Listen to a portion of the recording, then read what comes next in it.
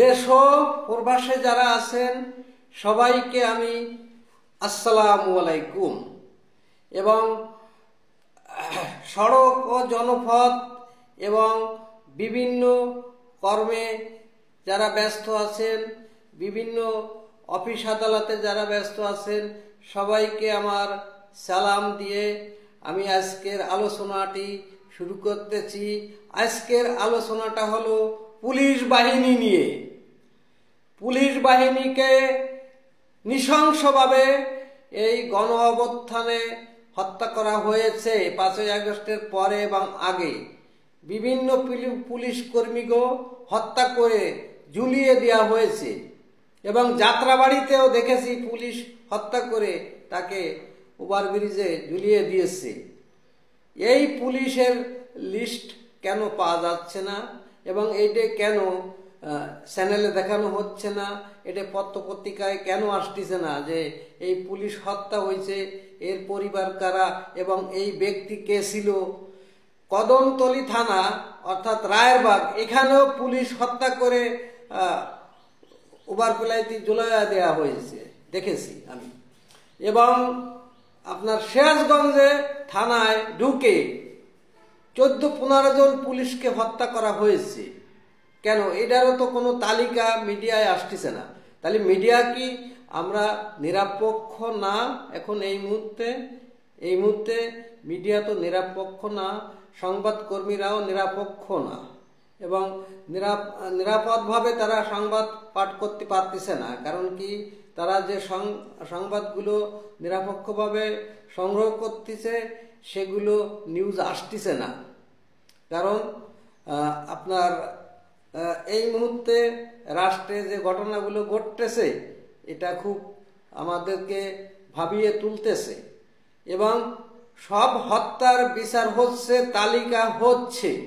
Police হত্যার কেন বিচার হবে না, তালিকা হবে না? সব পুলিশ কি ঘুষখোর? সব পুলিশ কি খারাপ? কেন? পুলিশেরও তো ছেলে সন্তান, বাচ্চা, সংসার আছে, তাদেরও তো ধর্মকর্ম আছে। সব পুলিশ কি খারাপ?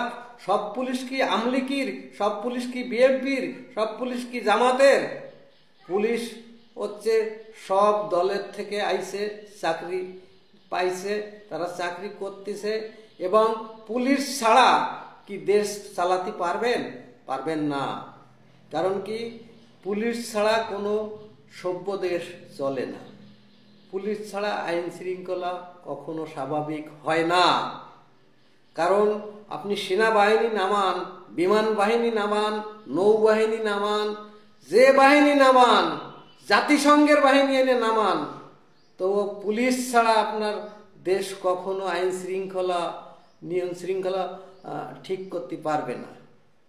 পুলিশ লাগবে, রাষ্ট্র চালাতে গেলে পুলিশ লাগবে।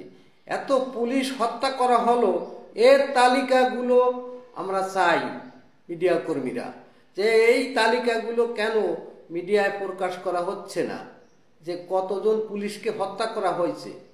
আর এই পুলিশ হত্যার কোনো মামলাই হয়নি। কারণ কি, তারা কি বাংলাদেশের নাগরিক নয়? তারাও তো এই দেশে জন্মেছে, এই বাংলাদেশের কারো না কারো সন্তান, কারো না কারোর বাপ, কারো না কারোর ছেলে। তাদেরকে হত্যা করা হয়েছে এবং সেই হত্যাকাণ্ডগুলো কেন বিচার হচ্ছে না? কারণ কি? কারণ এই যে সরকার এই মুহূর্তে রাষ্ট্র চালাচ্ছে, এরা আসলে এটাকে একটা দামাচাপা দিচ্ছে। আপনার আন্তর্জাতিক মিডিয়া এবং আন্তর্জাতিক গণমাধ্যম কর্মীরা একটা জরিপ করেছে এবং জাতিসংঘের জরিপে 3402 জন পুলিশকে হত্যা করা হয়েছে এবং আরও অনেক পুলিশ আহত আছে হসপিটালে, তারা চিকিৎসাধীন, এবং আরও অনেক পুলিশ পালিয়ে গিয়েছে তারা প্রাণ বাঁচানোর জন্য। কারণ পুলিশ বাহিনী ছাড়া কি রাষ্ট্র চলবে? চলে না। কোনো রাষ্ট্র পুলিশ ছাড়া চালানো সম্ভব না। কোনো রাজধানীতে কোনো পুলিশ ছাড়া ট্রাফিক জ্যাম সামলানো সম্ভব না, নিয়ন্ত্রণ করা সম্ভব না। তা পুলিশ হচ্ছে জনগণের প্রকৃত বন্ধু, আর সেই বন্ধুকে আমরা শত্রু মনে করে তাদেরকে মেরে দিচ্ছি। কারণ কি, এখন বাংলাদেশ প্রতিটা থানায় 3 জন করে ইন্সপেক্টর ছিল। একজন হচ্ছে ওসি, একজন হচ্ছে ওসি তদন্ত, একজন হচ্ছে ওসি অপারেশন। এখন কোনো কোনো থানায় দেখা যাচ্ছে একজন খালি ওসি আছে, ওসি অপারেশন নেই, তদন্ত নেই। কারণ কি?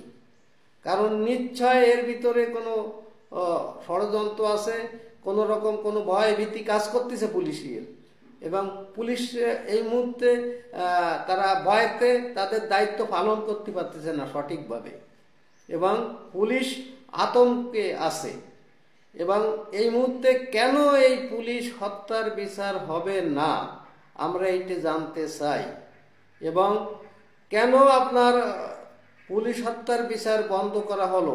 বিভিন্ন হত্যার বিচার হচ্ছে এই মুহূর্তে দেশে আপনার যুদ্ধ অপরাধ ট্রাইব্যুনাল গঠন করা হয়েছে। তা সেই যুদ্ধ অপরাধ ট্রাইব্যুনালে কি পুলিশের সাথেও তো যুদ্ধ হয়েছে, তা পুলিশও তো কোনো পুলিশ যুদ্ধ করিলে তার পিছন দিয়ে মেরে দিছে, সেটাও তো যুদ্ধ অপরাধী। কেন সে বিচার হবে না কেন? সেটাও তো যুদ্ধ অপরাধের মধ্যে পড়ে। তা আপনারা যে আন্তর্জাতিক ট্রাইব্যুনাল গঠন করেছেন, কেন করেছেন? খালি কি ছাত্রর বিচার করার জন্য? না, এই ট্রাইব্যুনালে সম্পূর্ণ দেশের সব নাগরিকের সমান বিচার করতে হবে, তাইলে সেটা আন্তর্জাতিক মানের ট্রাইব্যুনাল বলা হয়।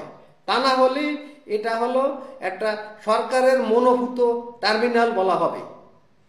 আমি এই মুহূর্তে এইটা বলে আমার সংক্ষিপ্ত কথা আমি রাখতেছি, এবং দেশবাসীকে জানাবো যে পুলিশ ছাড়া কলি দেশ চলবে না, পুলিশ ছাড়া দেশ চলবে না, কোনো সভ্য জাতি পুলিশ ছাড়া চলতে পারবে না। বাংলাদেশ এবং খোদা হাফেজ।